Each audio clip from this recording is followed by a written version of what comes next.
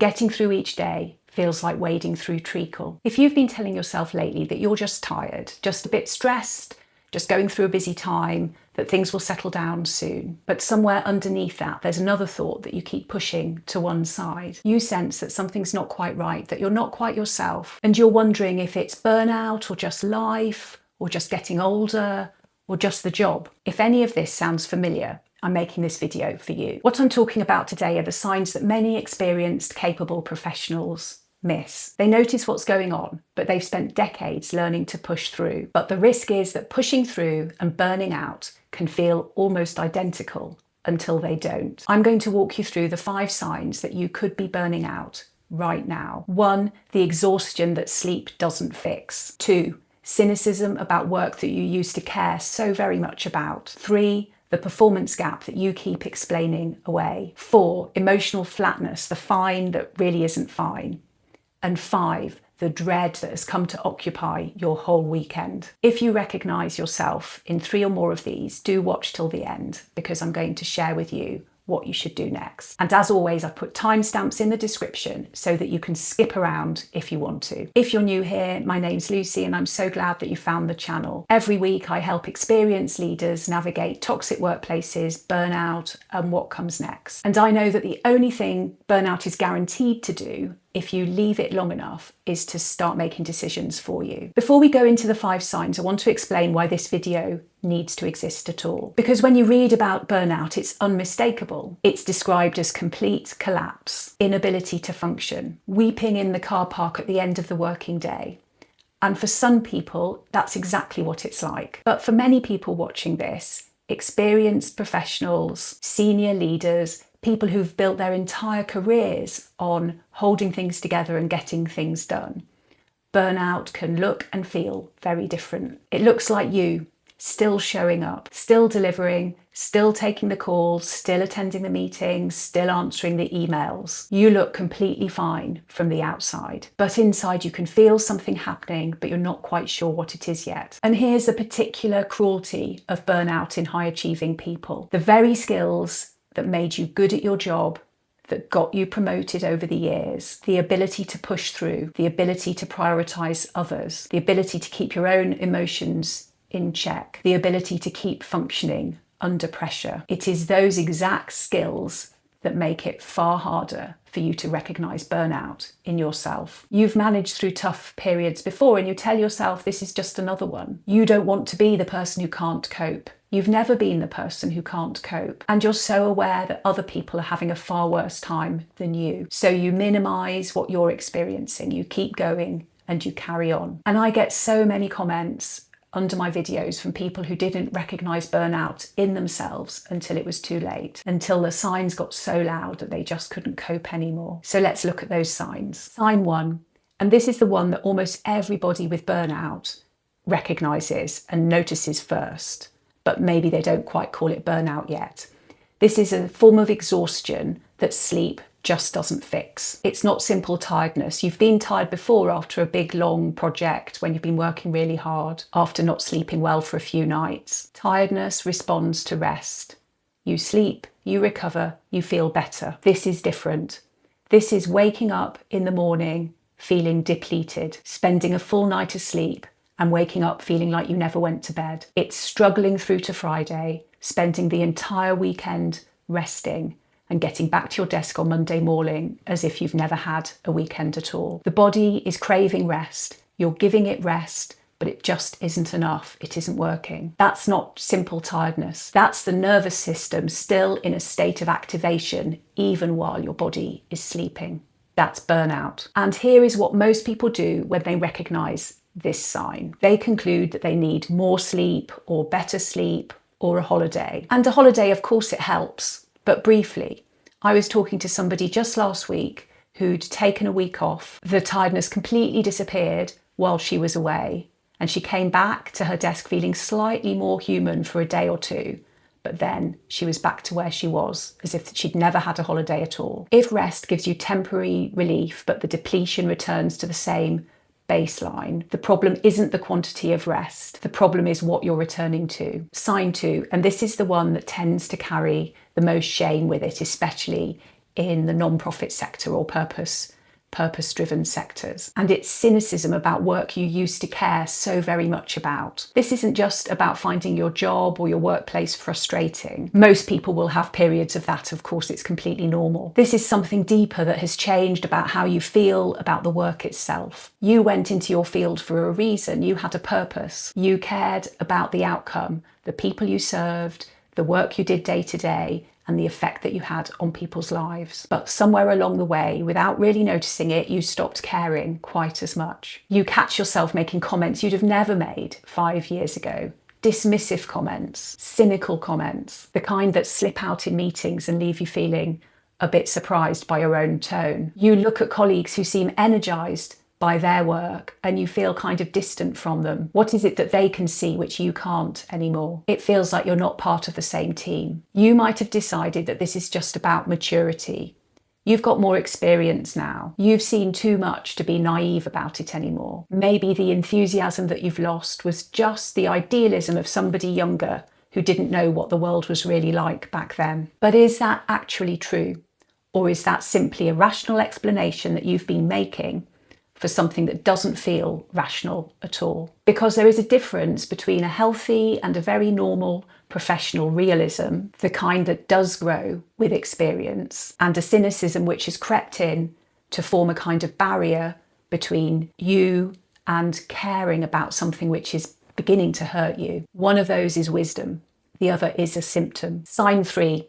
And this is one that high achievers find really hard to admit to. There's a performance gap that you keep explaining away. Work that used to take you 2 hours is now taking 4. Decisions you used to make with confidence now require considerably more deliberation. Things that should be straightforward, an email, a meeting, a conversation, feel like they're drawing more from you than they should. And the pattern that I see when I talk to leaders about this is that they've got a perfectly reasonable explanation for all of this. The email took a long time because it was a sensitive situation. The decision felt hard because the stakes were high. The report took all day because there were a lot of moving parts. All reasonable, all rational, and each one is possibly partly true. But taken together, when every task is harder, when the overall cognitive load of the job has increased, even though the job hasn't really changed, the explanation isn't the individual task. The explanation is what's going on with you. Not because there's anything wrong with you, but because your bandwidth, your ability to respond, to process, to think clearly, to decide, all of that is genuinely depleted. We understand now that burnout causes all kinds of harms to brain function, to memory, to ability to think clearly, to attention span, to ability to learn, to take on new information. All of this is impacted by burnout. So I want you to do something right now. Think back to how this job felt 2 years ago, 3 years ago, the pace of it, the mental effort it required, how long things took you to do. Is it different now? Not because the role has changed, but because you have. That gap, that's the sign. Sign 4. And often people find this one quite difficult to talk about clearly. Let's call it emotional flatness. Not sadness necessarily, not depression, although burnout and depression can overlap, and it's a topic I'll tackle in a future video. Something more like absence. You plod through the days, things happen. Good things, some of them, milestones, achievements, moments that should feel meaningful, and you notice that you just feel flat. People ask how you are and you say fine. And it's not exactly a lie. You're not in crisis. You're not in distress. You're just not really there. The things that used to restore you, a good conversation, work you're proud of, a walk on a beautiful day, time with people you love, they do register somewhere, but they don't land in the way that they used to. And because you're not acutely suffering, it's very difficult to identify this as a symptom of anything at all. It just feels like who you are now, like enthusiasm and aliveness and genuine joy in just being were all parts of a former version of you. But I want to say this clearly, that flatness is not who you are now. It is not who you have become. It is not age or maturity or reality. It is what happens to the emotional system when it has been running under significant, sustained stress for a prolonged period of time. It is the system protecting itself, dampening the signal because the signal has been too loud for too long. It is reversible, but it's telling you something important. Let me pause here and tell you a bit about a moment when I really knew. I had been dismissing my own signs for years. The exhaustion that I put down to a demanding role, the cynicism that I experienced when I'd once been so passionate about the cause. All of it entirely plausible, but all of it, when I look back, pointing to the same thing. The moment I actually knew wasn't dramatic. There was no collapse, no crisis, no moment when I suddenly couldn't function. But I was sitting at my desk on a Friday afternoon, and I looked through the window and I could see my team, and they were laughing and joking about something. And they were on the other side of a glass window, but I couldn't have felt more far away from them. And this was a team that I loved dearly, that I'd worked with for years, and we'd had some really good times. And I realised that there was a distance going on between the way I was feeling and the way I was engaging with my work at the time. I watched them laughing and I thought, gosh, I can't remember when I last felt like that. I wish I could feel like that again. And that was the moment that I stopped explaining it away, not because something catastrophic happened, but because I had a realisation that something in me had shifted and I needed to be doing something different. A small, ordinary moment of joy in my team kind of shone a mirror on the absence of it in me. If you were watching this and some of what I'm talking about feels familiar, then sit with that and reflect on it for a bit rather than explaining it away. You don't have to be in crisis to be burning out. You just have to be honest about what you're noticing. Sign 5, and this one creeps up on people and they often don't notice until it has crossed a line, and that is the dread that has moved into your weekend. Now, we all talk about Sunday evening dread, and it's very common, it's kind of normalised. The low-level anxiety about the week ahead, the reluctance to let the weekend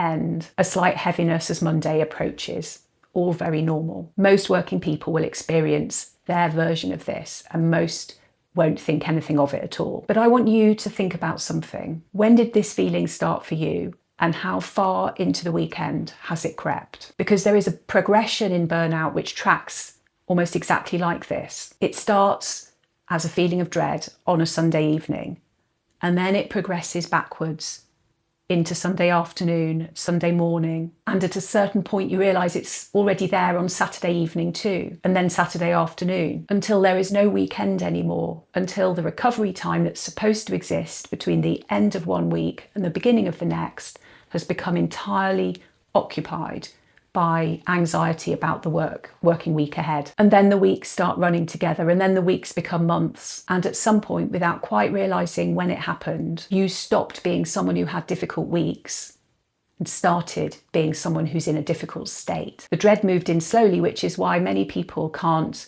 pinpoint the moment it arrived, but they can name the feeling. And if you're watching this and nodding, that's the sign. So there are your 5 signs.